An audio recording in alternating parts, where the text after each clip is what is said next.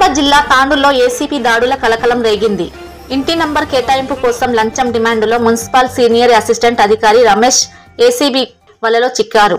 ACB అధికారి DSP Anand Kumar మీడియాతో మాట్లాడుతూ తాండూరు పట్టణంలోని సర్వే నంబర్ 26లో గల ప్లాట్ నంబర్ 6లో నిర్మించిన రేకుల షెడ్డుకు హౌస్ నంబర్ కేటాయింపు కోసం సీనియర్ అసిస్టెంట్ అధికారి బి రమేష్ 20,000 రూపాయల లంచం డిమాండ్ చేయడంతో ఇర్షాద్ అనే వ్యక్తి ఫిర్యాదు మేరకు మంగళవారం మధ్యాహ్నం మున్సిపల్ కార్యాలయంలో ఇర్షాద్ వద్ద నుంచి 15,000 రూపాయల డబ్బులను రమేష్ తీసుకుంటుండగా ఏసీపీ అధికారులు రెడ్ హ్యాండెడ్ గా పట్టుకోవడం జరిగిందని అన్నారు. లంచం తీసుకున్న కేసులో సీనియర్ అసిస్టెంట్ రమేష్ పై కేసు నమోదు చేసి దర్యాప్తు కొనసాగుతుందని వెల్లడించారు.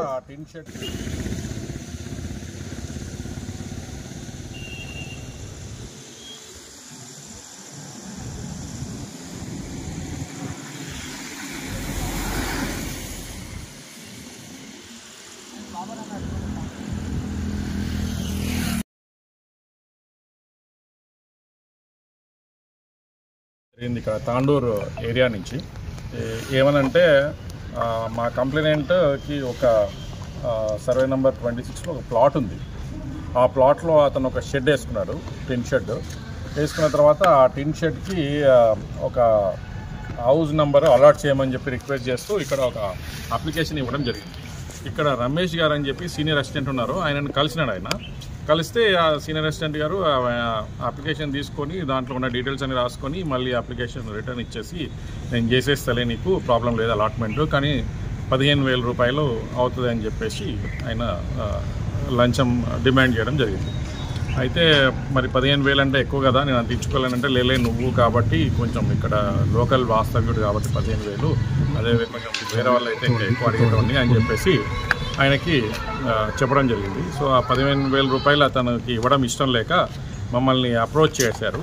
అప్రోచ్ చేస్తే మేము ఆయన ఇచ్చిన కంప్లైంట్ని నమోదు చేసుకొని కేసు రిజిస్టర్ చేసుకొని ఈరోజు ఆ 15,000 రూపాయల అతను సీనియర్ అసిస్టెంట్ రమేష్ గారు తీసుకుంటుండగా రెడ్ హ్యాండెడ్గా పట్టుకోవడం జరిగిందండి. ఇప్పుడు ఈరోజు అరెస్ట్ ఫార్మాలిటీస్ అవన్నీ ఉంటాయి. దాని తర్వాత ఇందులో ఇంకెవరన్నా ఇన్వాల్వ్మెంట్ ఉన్నా అన్న కోణంలో కూడా మేము దర్యాప్తు చేస్తున్నాము. ఇప్పుడు ఈ విషయంలో ఎవరైనా కానీ డిమాండ్ చేస్తే ఏదైనా గవర్నమెంట్ ఆఫీస్లో పనిచేసే వాళ్ళు ఎవరైనా కానీ చేయాల్సిన పనిని చేయనికి డబ్బులు డిమాండ్ చేస్తే 1064 టోల్ ఫ్రీ నెంబర్కి కాల్ చేసి మాకు కంప్లైంట్ చేయాల్సిందిగా కోరుతున్నాం.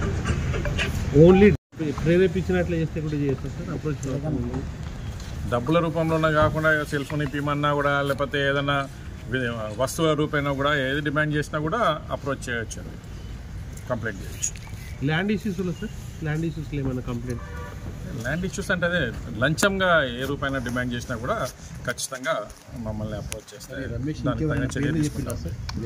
అదే అండి, ఇప్పుడు దర్యాప్తు అనేది జరుగుతుంది, ఇంకా దర్యాప్తు కంప్లీట్ కాలేదు. ఈ దర్యాప్తులో భాగంగా ఇంకెవరన్నా ఇన్వాల్వ్మెంట్ ఉంటే వాళ్ళపైన కూడా చర్య తప్పకుండా ఉంటుంది. Okay, thank you. నమస్కారం, నా పేరు ఇర్షాద్. నేను వార్డ్ నెంబర్ 7లో ఉంటాను. నేను ప్రజల పని చేసుకుంటూ ప్రజాసేవకునిగా నేను ఇక్కడ ఉంటాను.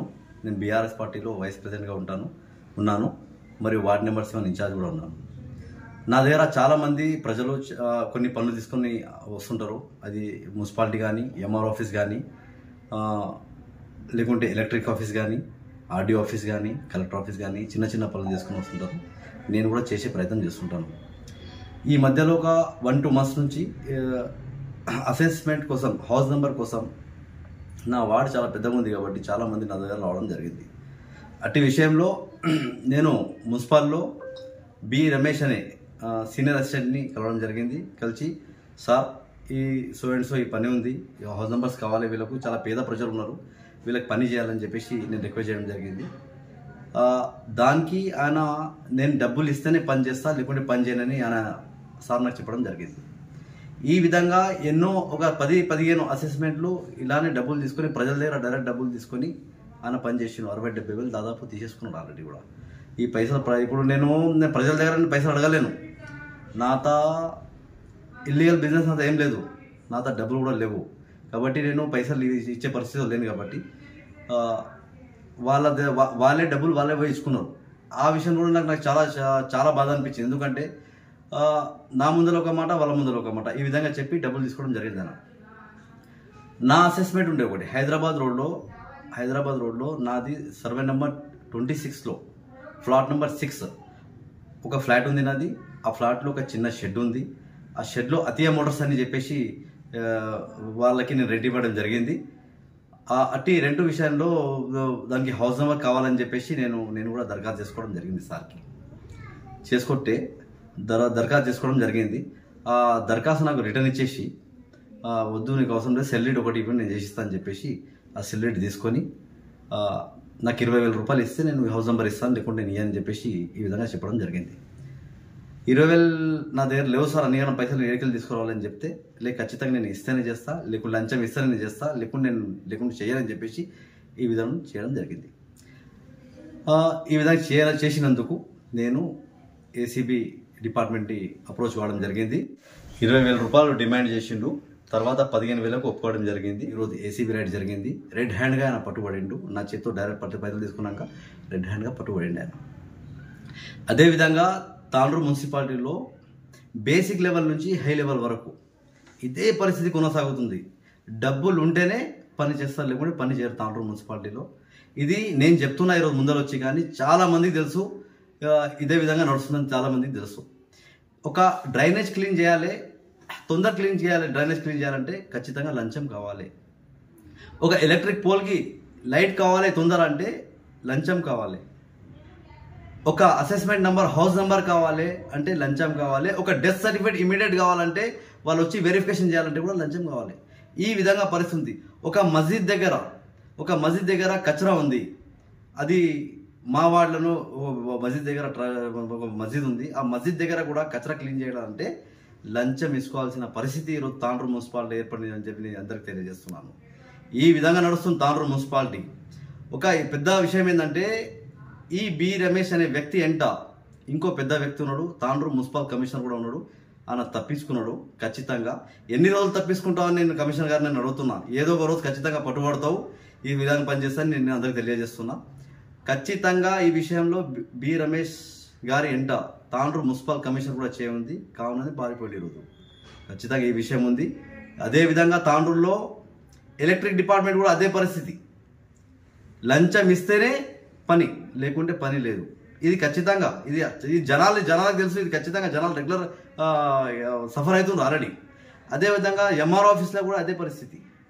ఎంఆర్ ఆఫీస్లో ఒక బర్త్ సర్టిఫికేట్ కావాలన్నా లంచం కావాలి, ఒక క్యాస్ట్ సర్టిఫికేట్ కావాలన్నా లంచం కావాలి, ఒక రిజిస్ట్రేషన్ సర్టిఫికేట్ కావాలన్నా లంచం కావాలి, ఒక పాస్బుక్లో సర్వే చేసుకోవాలన్నా లంచం కావాలి. ఖచ్చితంగా లంచం లేనిది పని కాదని చెప్పి నేను హయ్యర్ ఆఫీసర్లకు తెలియజేస్తున్నాను. కలెక్టర్ గారిని కూడా తెలియజేస్తున్నాను.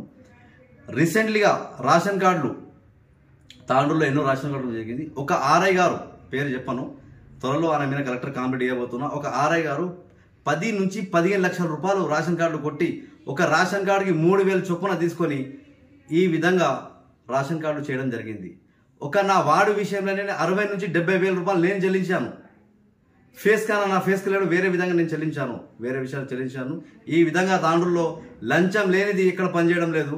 ఈ విధంగా తయారైన ఆఫీసర్ అని చెప్పి నేను కలెక్టర్ గారిని తెలియజేస్తున్నాను.